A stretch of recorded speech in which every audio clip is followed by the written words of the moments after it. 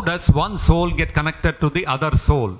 How are these relations in this material world defined? Our relations in the material world are defined by the laws of karma. The Bhagavatam states that two living entities are brought together by the forces of kala and karma, by the force of time and karma. Like a river is flowing, and in the river when it is flowing, sometimes some two plants or two straws come together and they stay together for some time. After a little while, the water is flowing, with the force of water they get separated. Similarly, we all come together by the force of kala and karma. We don't choose who are the people who are going to be my parents, which family I am going to be born, which country I am going to be born. Am I going to be born as a man or a woman? We have no control over these things. We are forced to take birth in a particular body, in a particular family, and we are forced to have a certain relationship with certain individuals in our life. We have no choice over all these things. This is because the force of kala and karma determines who are the living entities with whom we have to become related with. And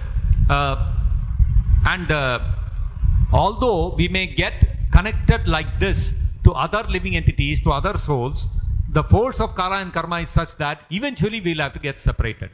These relationships with other living entities are never permanent. They are never eternal. They are all temporary. But if you happen to come in touch with a pure devotee by the grace of Krishna, then what happens? Then that relationship becomes established as a real eternal fact. That connection with that pure devotee can never be destroyed. Our connection with Prabhupada, we have come in touch with Prabhupada, we are receiving transcendental knowledge from Prabhupada, and we become disciples of Prabhupada. Prabhupada becomes our Diksha Guru. What happens? That relationship becomes eternal. Janme Janme Prabhu say. Every day we sing Guru Puja. When we do Guru Puja for Prabhupada, what do we say? Janme Janme Prabhu say. Life after life, our relationship with Prabhupada is established. It's never going to break. Even when we go to the spiritual world also, that relationship with Prabhupada will continue. It can never be broken. One devotee asked Prabhupada, Prabhupada, we have this nice ISKCON institution. We are all devotees in this institution.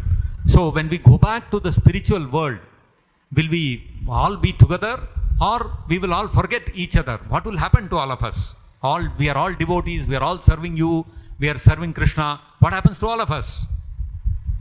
Prabhupada replied, we will all go back to Godhead and we will open one ISKCON there and we will all remain together. So don't worry. So the relationship we develop with other devotees who are similarly related to Krishna and Prabhupada are all eternal relationships.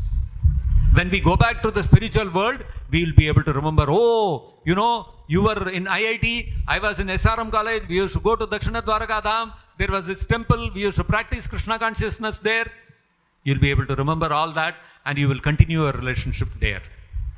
This is called eternal relationship. Every lifetime we have a father and mother. No birth you can take without a father and mother, isn't it? Even a cat and a dog in the street, even a mosquito has a father and mother. No life can come into this, no one can take birth without a father and mother. We have taken innumerable, unlimited, millions and zillions of births we have taken. Every life we have got a father and a mother.